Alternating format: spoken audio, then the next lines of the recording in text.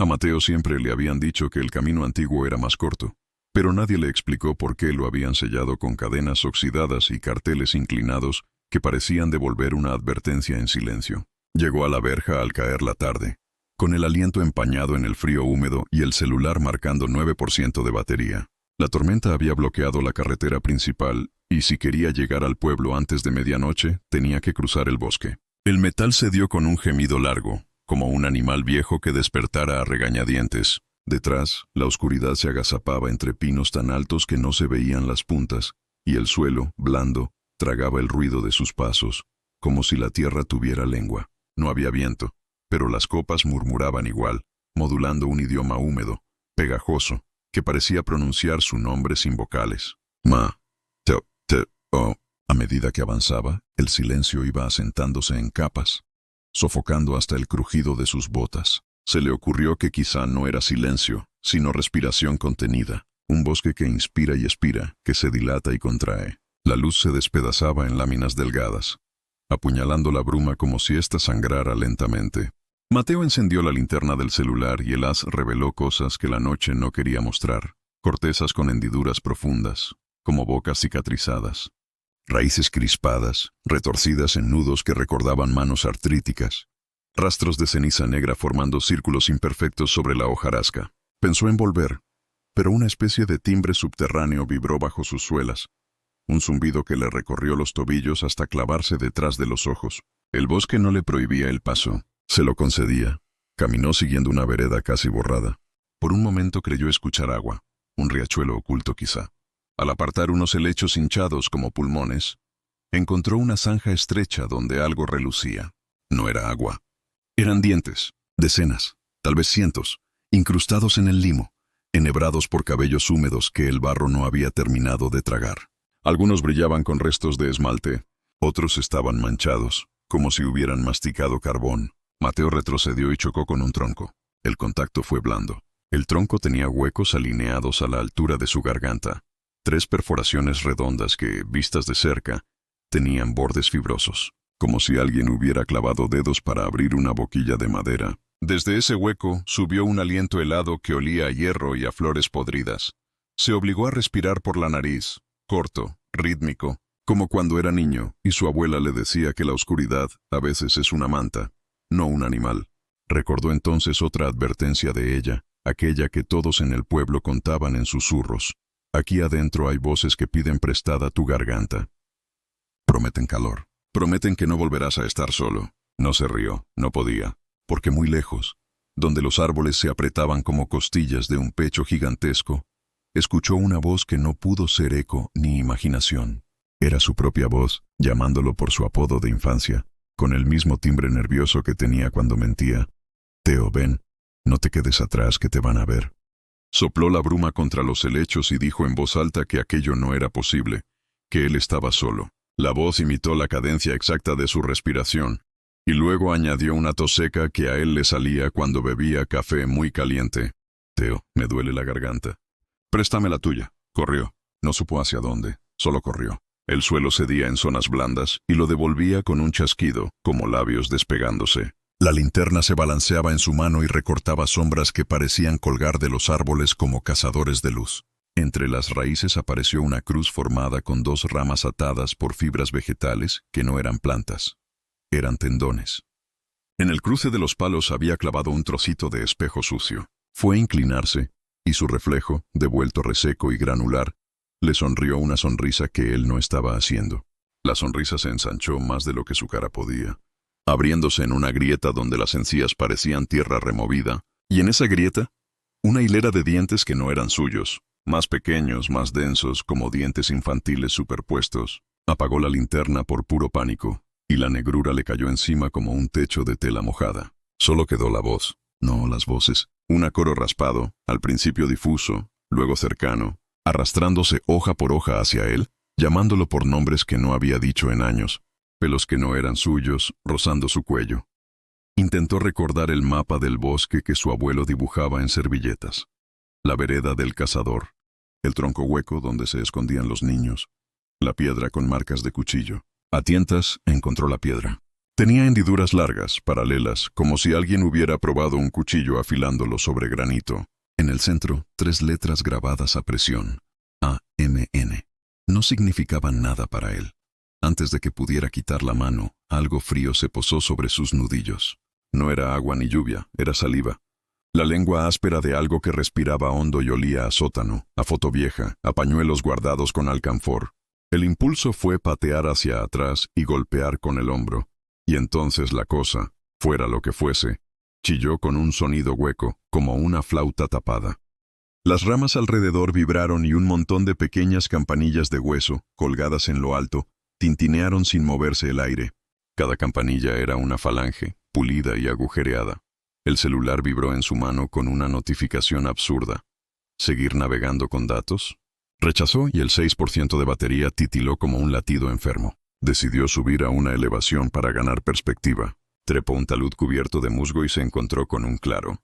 En el centro había un círculo de troncos cortados, 12, a modo de taburetes dispuestos en torno a una roca negra y brillante como vidrio volcánico. Sobre la roca, cuidadosamente ordenadas, descansaban 5 gargantas humanas.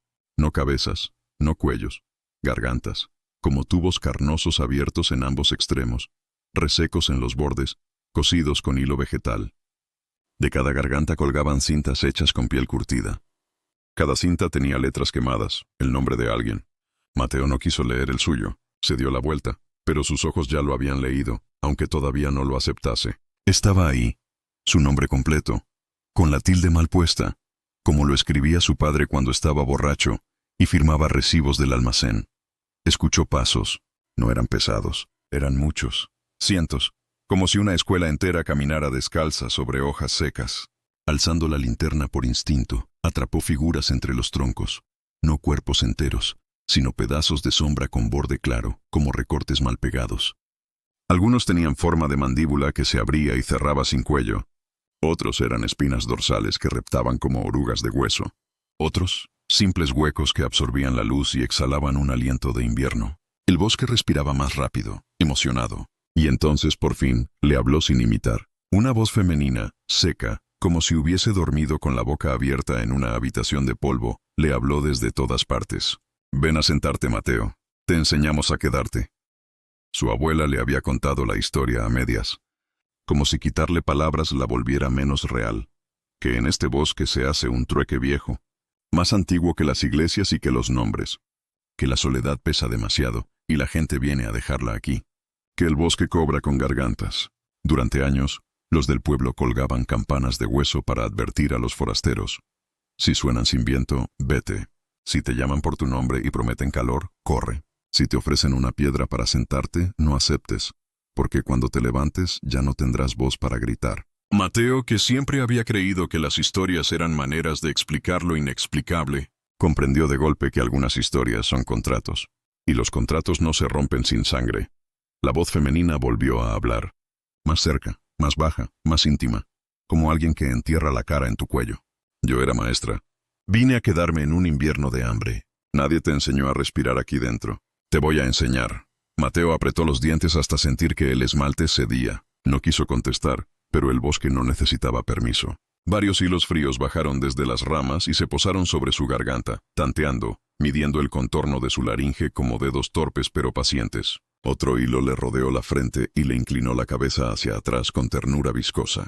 La linterna parpadeó. En el borde del claro, más allá de los troncos taburete, vio a un niño. Tenía la piel pálida y los ojos sucios de luz. Estaba descalzo y llevaba colgando del cuello una gargantilla hecha de dientes de leche.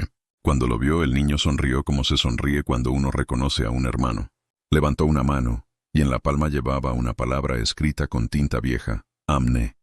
El niño volvió a levantar la mano, y su boca se abrió con un sonido que no era de humano, sino de flauta rota, y la palabra resultó ser una oración más larga que se perdía en esa boca sin fondo. El niño dijo con la voz de Mateo de 5 años, «Teo, siéntate. Haz silencio para siempre». Mateo quiso huir, pero sus rodillas, dóciles como las de un actor, doblaron solas y lo condujeron al taburete más cercano. La piedra negra frente a él reflejó su cara sudada, pero su boca estaba quieta. La voz que siguió no salió de su boca. Salió de su garganta por dentro, exhalada por una fuerza que no era suya. «Solo un rato», dijo, Y no fue exactamente una promesa, sino una rendición disfrazada de excusa. La primera de muchas. Alrededor, las campanillas de hueso tintinearon sin viento. Desde la rama más alta, algo comenzó a descender, desenrollándose con paciencia de telaraña mojada. Y en algún punto remoto el bosque inspiró, largo, profundo, feliz. Mateo no sabía en qué momento había dejado de decidir. Sus piernas estaban flexionadas, dóciles, obedeciendo a un guión que no conocía.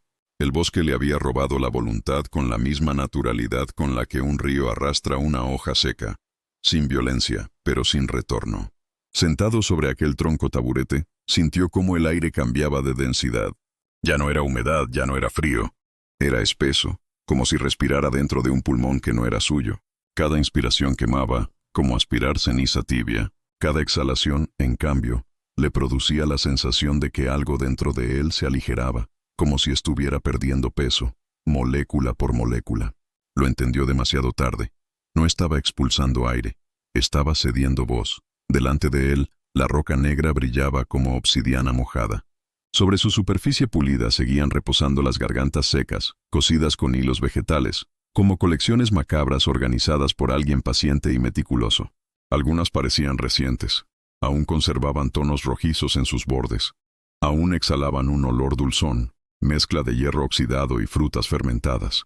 Otras se veían quebradizas, de un gris terroso, como si hubiesen sido expuestas al viento por décadas. Todas, sin excepción, parecían esperar algo. Que alguien soplara a través de ellas, como flautas abandonadas en una tumba. El niño de los dientes de leche se acercó al círculo. Caminaba lento, casi solemne, descalzo sobre la hojarasca que crujía con retraso, como si el suelo necesitara pensar antes de emitir sonido. Sus ojos no tenían pupilas definidas, eran manchas de luz sucia, como lámparas de gas a punto de apagarse. Al llegar frente a Mateo, levantó la mano otra vez, mostrando la palabra escrita, Amné. Esta vez, la tinta se había corrido. No era tinta, era sangre vieja, cuarteada en la piel infantil. El niño inclinó la cabeza hacia un costado, gesto demasiado adulto para su cuerpo pequeño, y dijo con un hilo de voz que parecía pasar por varios filtros: cuando ya no tengas voz, recordarás menos. Te irás borrando. Eso significa amné. No recordar, no gritar, solo quedarte. Mateo quiso contestar que no tenía intención de quedarse. Pero cuando intentó pronunciar la palabra no, lo que salió de su boca fue un sonido quebrado, como el de un acordeón agujereado. Su garganta dolía, no por resequedad, sino por invasión. Sentía que algo reptaba dentro, ascendiendo por su tráquea con paciencia reptil. Su primera reacción fue llevarse las manos al cuello, como quien trata de arrancar una cuerda invisible. Al tacto, sin embargo, encontró un bulto blando que no estaba ahí antes. Una protuberancia que palpitaba con cada intento de inhalación. No era suyo. El bosque estaba implantando su semilla. Las figuras alrededor del claro comenzaron a definirse con mayor nitidez. Ya no eran recortes mal pegados ni sombras erráticas. Eran los habitantes anteriores. Gente que había entrado como él, quizá por necesidad, quizá por curiosidad, y que ya no había salido. Algunos conservaban forma humana, aunque incompleta. Torsos sin brazos, piernas que terminaban en raíces, rostros que eran apenas superficies lisas sin rasgos. Otros eran amalgamas grotescas, combinaciones de hueso y corteza, de carne reseca y fibra vegetal, caminando a tientas como marionetas oxidadas. Todos compartían un detalle: carecían de garganta. Allí donde debería haber un cuello sano, solo había huecos cosidos, cicatrices selladas con savia endurecida, marcas de que el bosque ya había cobrado su parte. El aire se llenó de un zumbido rítmico. No venía de insectos ni de viento, era un murmullo colectivo. Voces sin cuerdas vocales, suspiros que surgían de agujeros en los cuerpos, como si el mismo vacío pudiera hablar. Mateo distinguió frases entrecortadas. Quédate. No duele. Préstame calor. Nunca más solo. La tentación en aquellas promesas era peligrosa. En su soledad, en su cansancio, había momentos en que esas voces sonaban como alivio.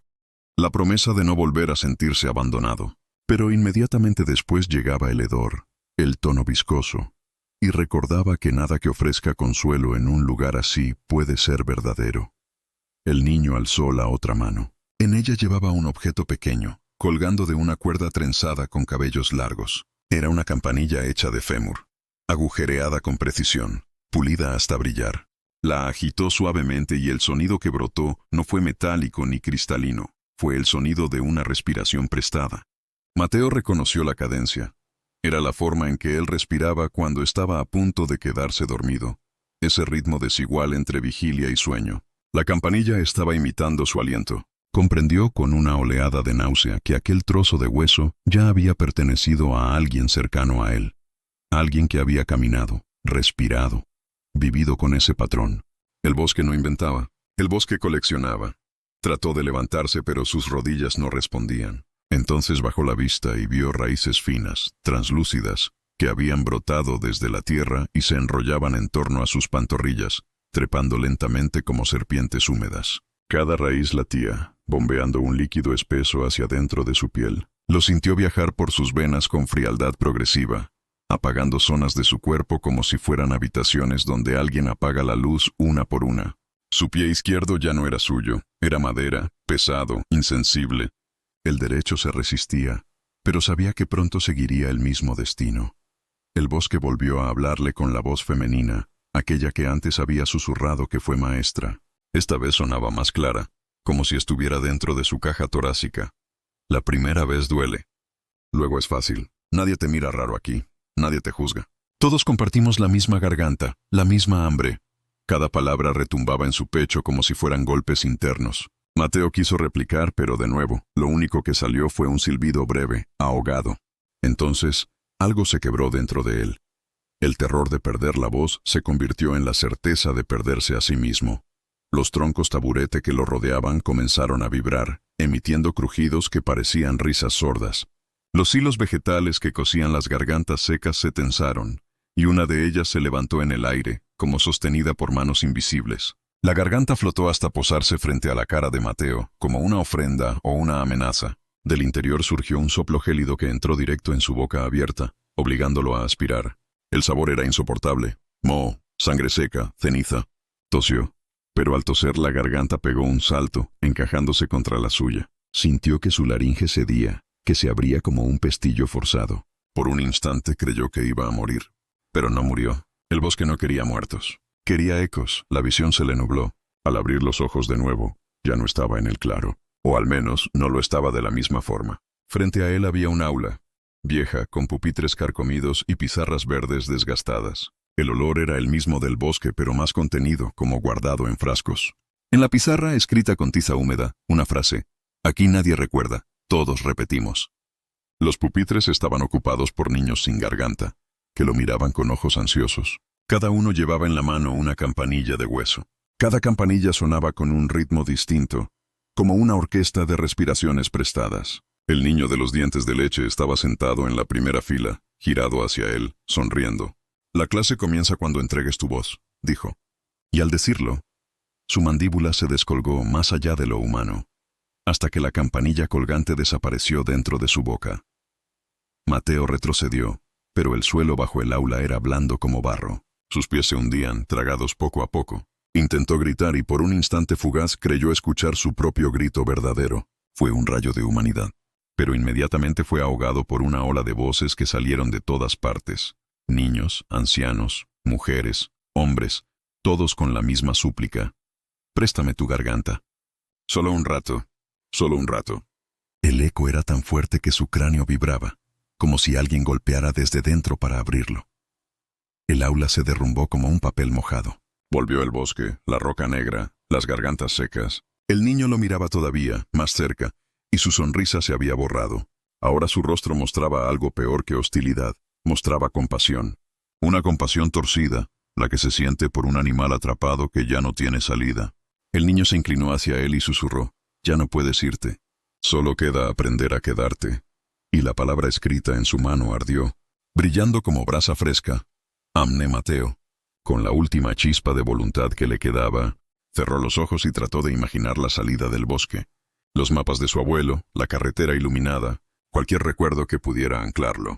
Pero ya no estaba seguro de que sus recuerdos fueran suyos. Algo le había robado hasta la textura de la memoria. Y en esa oscuridad interna, Sintió como la semilla que le habían implantado en la garganta germinaba. Una raíz interna se expandía en todas direcciones. El bosque lo estaba llenando desde dentro, y no había forma de toserlo.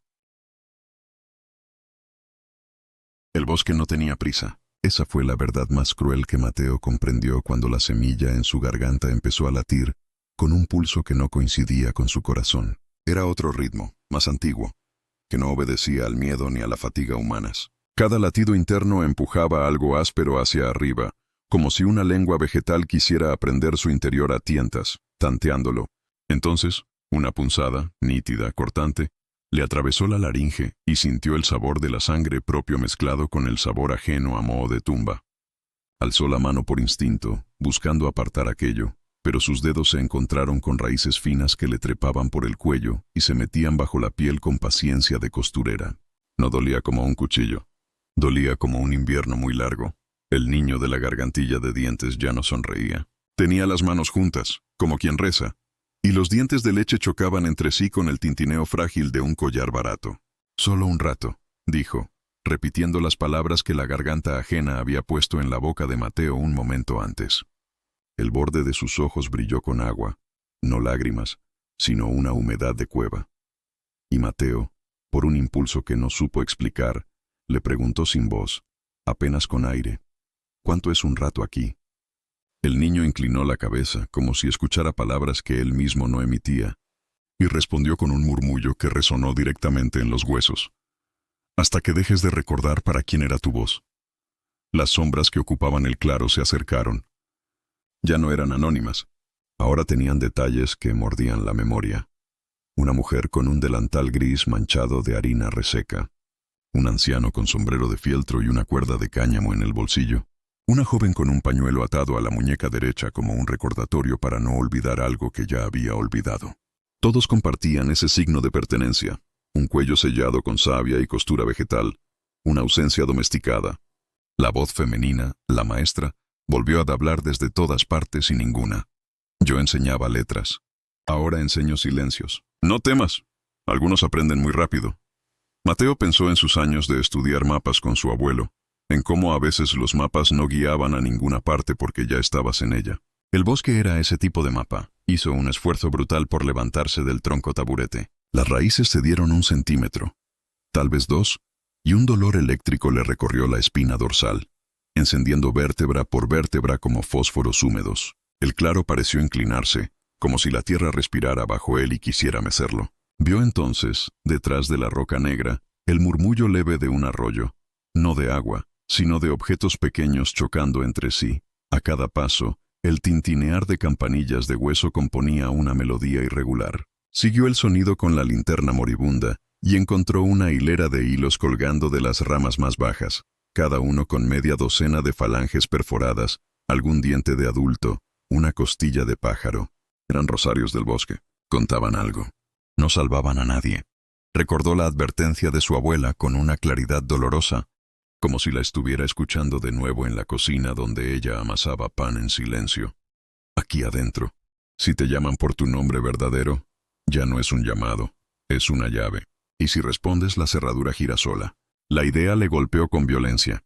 Su nombre, completo, con la tilde mal puesta, colgaba de la cinta de piel en una de las gargantas sobre la roca. El bosque ya tenía su llave. No importaba si hablaba o no. En algún sitio, su nombre ya resonaba con esa campanilla de fémur. La náusea le subió a la boca. Intentó borrar su nombre en su cabeza, pensar en sí mismo como otra cosa, como un apodo inventado, como un silbido, pero la memoria no obedeció. Era como tratar de desenroscar una tapa que con los años se había soldado al frasco. El niño se acercó hasta quedar a un brazo de distancia. Desde tan cerca, Mateo vio que los dientes de la gargantilla no eran todos de leche. Había uno más grande, amarillento, con una mancha de café en la base. Un diente de adulto arrancado sin elegancia. El niño notó su mirada y rozó la pieza con la yema de los dedos. «Era de mi madre», dijo.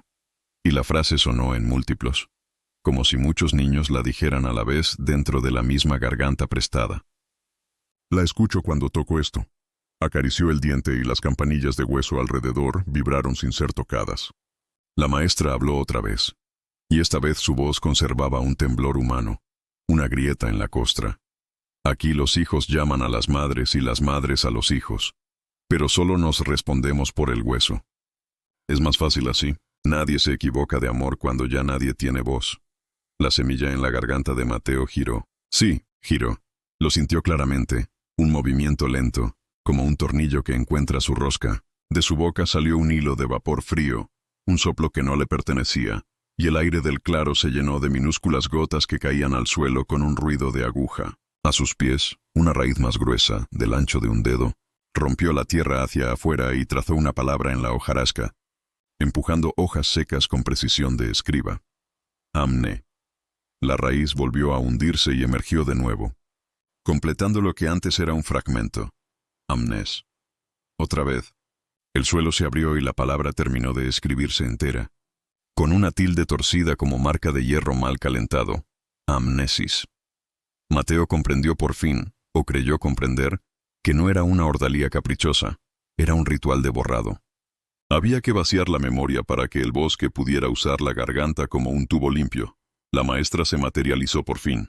No caminó ni surgió. Simplemente, ya estaba allí. Como si el bosque hubiera decidido que Mateo estaba listo para verla. Medía poco, con el pelo en un moño suelto que goteaba agua oscura, y los ojos eran dos agujeros donde el brillo vivía sin fuente. Llevaba una regla de madera en la mano, mordida por los años. Te dije que enseñaba letras. Recordó con una sonrisa que no pedía ser correspondida. Primero borramos. Después copiamos. Con la punta de la regla, tocó el esternón de Mateo. Un frío inmediato se clavó detrás del hueso, y un recuerdo se desprendió con la facilidad con que cae una fruta pasada. Era un recuerdo pequeño, casi inútil. El olor a goma de borrar de su primer cuaderno. Se deshizo en el aire como papel quemado. La maestra lo vio irse con alivio y asintió complacida. Bien. Sin eso todo lo demás entra mejor. Entonces vino el siguiente. No se lo esperó. Una marea impune irrumpió detrás de los ojos. La risa de una mujer en un auto estacionado bajo lluvia. La letra torpe con que ella ponía su nombre en la mitad de un post-it. La forma en que arrastraba la R. Ese recuerdo no quería irse. Luchó, se aferró a los bordes de su cráneo, arañó.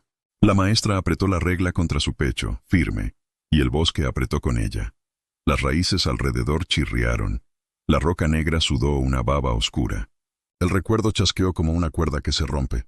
Se fue. El vacío que quedó tenía forma de alguien y, por eso mismo, dolió peor. Mateo soltó un gemido breve, un sonido que parecía un animal siendo apartado de su madre. Así es mejor, aseguró la maestra con un tono profesional, casi ofendido por el sentimentalismo. Aquí nadie necesita nombres ajenos. La linterna del teléfono murió. La última chispa hizo que todo se tiñera de un gris azulino apenas un segundo, y luego la nada. En la oscuridad, las campanillas adquirieron protagonismo. Uno por uno, los rosarios de hueso tocados por dedos invisibles exhalaron patrones de respiración. Un asmático, un cantante, un hombre con tabaco en la tráquea, un bebé dormido.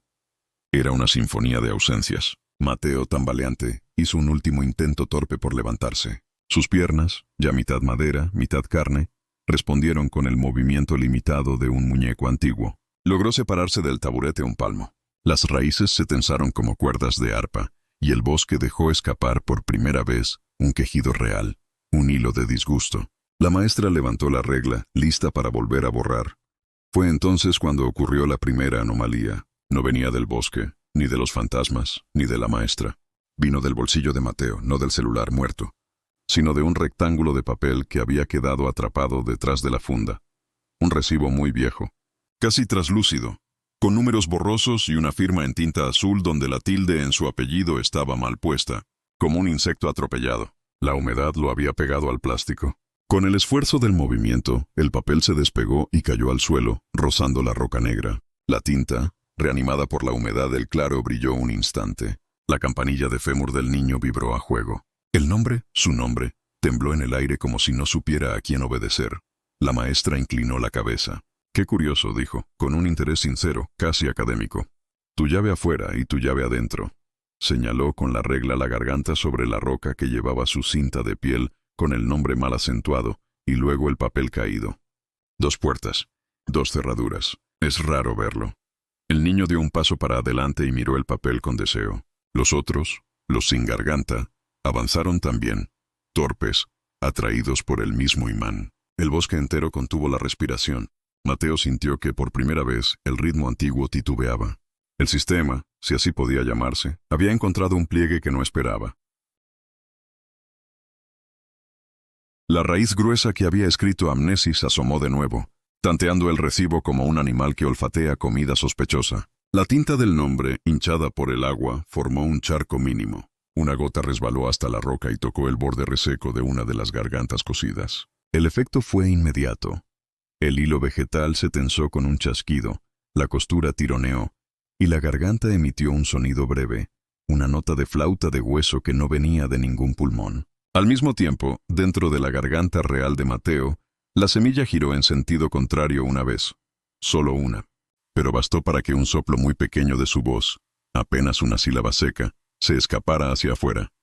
No fue un nombre, no fue un grito, fue la partícula más mínima de negación. No, la palabra quedó flotando como un insecto en resina. La maestra apretó los labios, fastidiada, y el bosque reanudó su respiración, esta vez más rápida. «No te confundas», dijo ella, amortiguando su irritación con ese tono de profesora que envuelve la reprimenda en protocolo. «No tienes a dónde ir».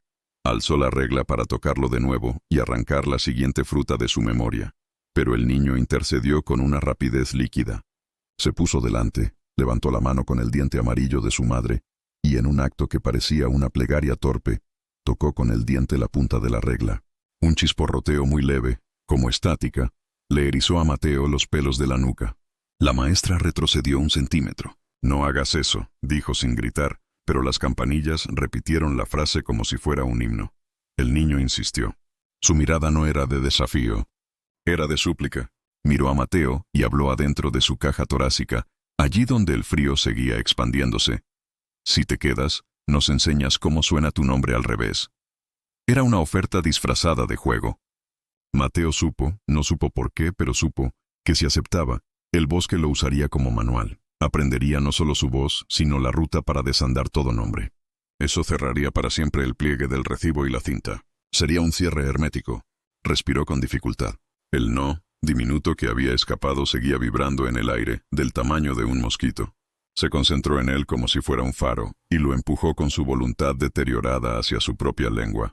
Tenía que producir otra sílaba, cualquiera, para demostrar que una rendija era posible. Na. Salió. Rota. Áspera, un cuchillo pasado por lija. El bosque respondió como un cuerpo herido. Las raíces se contrajeron a la vez, los rosarios tintinearon un acorde disonante, la roca sudó más baba. La maestra le clavó la mirada y su voz se volvió tiza rayando pizarra. «Eso duele a todos». Y sí, el niño se llevó las manos a los oídos. Los sin garganta inclinaron la cabeza como si una luz muy fuerte los encandilara desde adentro. Pero el na quedó colgado del aire junto al no. 2 insectos de resina, 2 partículas de negativa. Y en algún sitio profundo, debajo del claro, algo antiguo giró sobre sí mismo con el ritmo de una cerradura que considera abrirse. Mateo bajó la vista al papel en el suelo, a su nombre mal escrito. Pensó en su padre, en manos manchadas de vino barato, en la terquedad de ese hombre, para poner tildes donde no iban o quitarlas donde correspondían. Pensó en cómo de niño se enfurecía con eso. Y ahora agradecía la torpeza como quien agradece un clavo mal clavado que impide que una puerta cierre. Sintió una ternura áspera, una memoria que el bosque no había alcanzado a robarle todavía, y se aferró a ella como a un clavo al rojo. La maestra se adelantó con la regla, dispuesta a quebrarle ese resto. El niño dio otro paso, indeciso. Las raíces tensaron todos los hilos. Mateo abrió la boca, reunió el poco aire propio que le quedaba y empujó desde el diafragma, no con fuerza, sino con intención. No buscó un grito. Eso lo habría sofocado el sistema. Buscó una palabra corta, una cuña. La encontró en el borde de su lengua, gastada por una vida de usarla sin pensar. No, nadie. Salió, partida, fea, sincera. No era filosofía. Era un ruego amputado. Nadie me llames, nadie me uses, nadie me borres. El bosque chilló por dentro. Un alarido de madera húmeda a la que le entra fuego. La campanilla de fémur del niño vibró, descontrolada. La regla de la maestra tembló en su mano, y por primera vez su gesto se fracturó, no de ira, sino de miedo. Las gargantas sobre la roca se arquearon como peces fuera del agua. No hubo tiempo para celebrar. El precio de ese no nadie llegó con puntualidad de ley natural. Una parte de la memoria de Mateo se desprendió sola, sin que la tocaran ni la forzaran. Fue un desprendimiento limpio, quirúrgico. Supo que algo se iba, pero no supo qué. La amnesis cobró su cuota por intentar negar. El vacío nuevo tenía forma, pero no nombre. Le zumbó la cabeza. El niño lo miró como se mira a alguien que sangra por dentro. La maestra bajó la regla, con los labios apretados, calculando de nuevo. «Podemos esperar», dijo finalmente, con una paciencia peligrosa. «El bosque no tiene prisa». En el borde del claro, muy lejos, una luz imposible, amarillenta, rectangular, humana, se encendió y se apagó rápido, como un fósforo agitado con torpeza. Mateo parpadeó incrédulo. No era magia del bosque, era una ventana a través de las ramas, el reflejo de un faro viejo de carretera o la pantalla de un auto perdido. Una geometría doméstica en medio de la entraña. El pliegue seguía abierto. La cerradura dudaba. La cinta con su nombre y el papel con su nombre mal puesto respiraban a destiempo, como dos corazones no sincronizados dentro del mismo pecho. El niño miró hacia esa luz y, por primera vez, su voz sonó verdaderamente infantil. «Tengo frío». El bosque inspiró con fuerza, resentido, y el claro se oscureció aún más, como si tragara esa luz con gula. La maestra apretó la regla contra la roca negra, decidida a reconducir la clase. Una raíz, caprichosa, dibujó sobre el suelo una cuarta palabra que Mateo no alcanzó a leer entera. La baba de la roca chorreó sobre el recibo, y la tinta se convirtió en una piel nueva. Entonces, sin saber si lo decidiría él o lo decidiría el bosque por él, Mateo entendió que debía moverse ahora. No hacia la salida todavía, sino hacia el pliegue, donde dos llaves sin acuerdo estaban obligando a una puerta a pensar, y pensar era lo más cercano a ceder que aquel lugar admitía. El bosque aguardaba. Había aprendido a esperar siglos enteros sin moverse, alimentándose de cada paso en falso de quienes se aventuraban dentro. Por eso, cuando Mateo sintió que la última hebra de su voluntad se aferraba al papel húmedo con su nombre mal escrito, supo que no había ganado nada todavía. Apenas había despertado la atención de un monstruo que rara vez encontraba resistencia. La roca negra palpitaba como un órgano vivo, sudando baba oscura que se filtraba entre las raíces. Las gargantas cocidas emitían un siseo leve, como si aspiraran en conjunto, preparándose para tocar una melodía final. Mateo se inclinó para recoger el papel, pero en cuanto estiró la mano, 3 raíces emergieron del suelo y le atravesaron la piel del antebrazo como agujas blandas. No dolían como espinas, dolían como memoria arrancada. Cada pinchazo le arrancó un fragmento, un cumpleaños, un olor, un rostro. Lo sintió evaporarse sin ruido, como si la vida fuera arena que se escapa entre los dedos. El niño, con la gargantilla de dientes, retrocedió un paso y lo miró con los ojos sucios de luz. «Si lo tomas, no vuelves igual», advirtió. Pero su advertencia no tenía la fuerza de una amenaza. Era un consejo resignado, como el que se da a alguien que insiste en atravesar una puerta prohibida. Mateo apretó los dientes, agarró el papel de todos modos y lo sostuvo contra el pecho. El contacto fue inmediato. Las letras borrosas de su nombre se encendieron como un hierro al rojo y le quemaron la piel a través de la camisa. El bosque se revolvió. La maestra golpeó la roca con su regla, y el sonido fue tan agudo que las campanillas de hueso callaron un instante, como alumnos obedientes ante un grito. «No intentes dividirte», dijo con una calma peligrosa. «Nadie puede tener 2 llaves». Eso rompe la clase. El suelo comenzó a abrirse bajo él, revelando una cavidad oscura que no era cueva ni túnel. Era garganta. Una garganta descomunal, húmeda, que exhalaba aire podrido con cada contracción. El claro entero era un esófago, y Mateo apenas lo comprendía ahora. Había estado sentado en el interior de un cuerpo colosal, y el bosque era, en realidad, un organismo único que coleccionaba voces como alimento. La piedra negra era su glotis. Las campanillas eran su sistema nervioso, y los nombres, grabados en cintas de piel, eran los contratos que aseguraban la digestión lenta de cada viajero. El niño se acercó otra vez, con el diente de su madre en la palma. «Si dices tu nombre al revés, cierra la puerta». Pero nadie sale entero. Mateo lo miró con la respiración entrecortada. La semilla dentro de su garganta giraba cada vez más rápido, como un taladro que buscara romper su voz de adentro hacia afuera. No tenía tiempo. O hablaba ahora, o se convertía en otro eco sin rostro. Recordó la voz de su abuela, tan clara como nunca antes, susurrando mientras le enseñaba a deletrear su nombre en el reverso de un sobre viejo.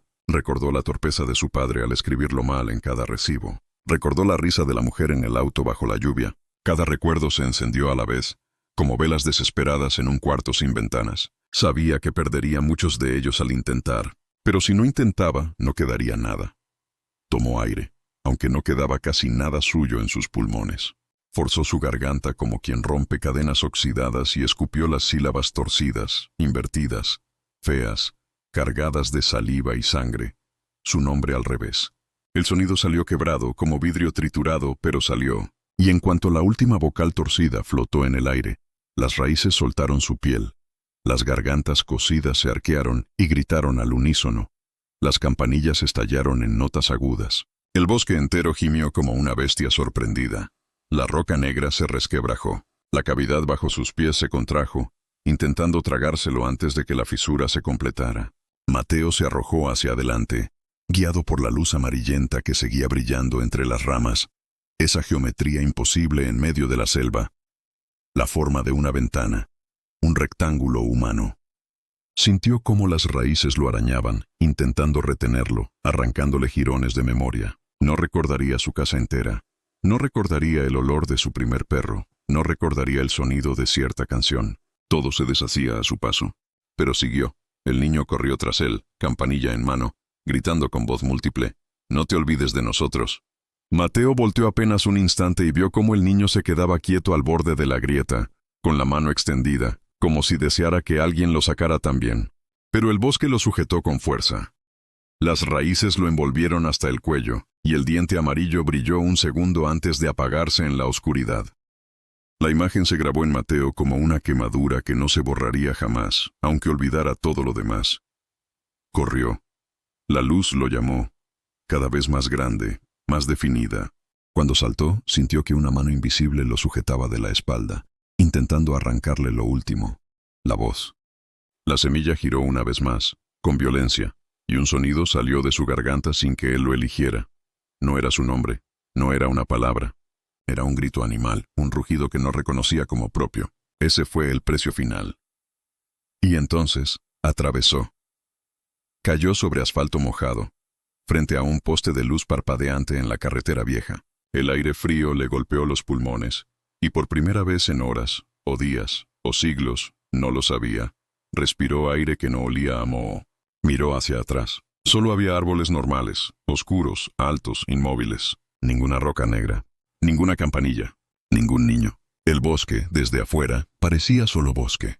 Mateo se puso de pie tambaleante. Revisó sus bolsillos. El celular estaba muerto. El papel con su nombre mal escrito ya no estaba. En su lugar, un hueco seco en la tela, como si el papel nunca hubiera existido. Se tocó la garganta. Estaba enrojecida, dolorida, con marcas de raíces bajo la piel. Intentó hablar. Nada. Solo un suspiro ronco, apenas audible. El bosque había cobrado su parte, no su vida entera, pero sí su voz. Empezó a caminar por la carretera, con el silencio acompañándolo como un perro hambriento. Cada paso resonaba demasiado alto en sus oídos. Intentó tararear, silbar, cualquier cosa, pero solo salió aire áspero.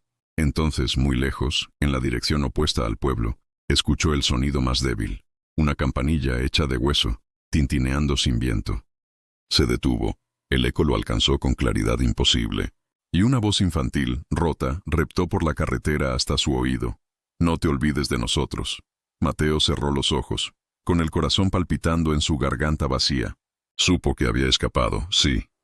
Pero también supo que el bosque lo había marcado para siempre. Un contrato roto nunca queda impune. Y en su silencio, en su voz perdida, el bosque ya tenía un eco vivo en el mundo exterior. El viento sopló entre los árboles, y por un instante, el asfalto entero pareció susurrar su nombre al revés.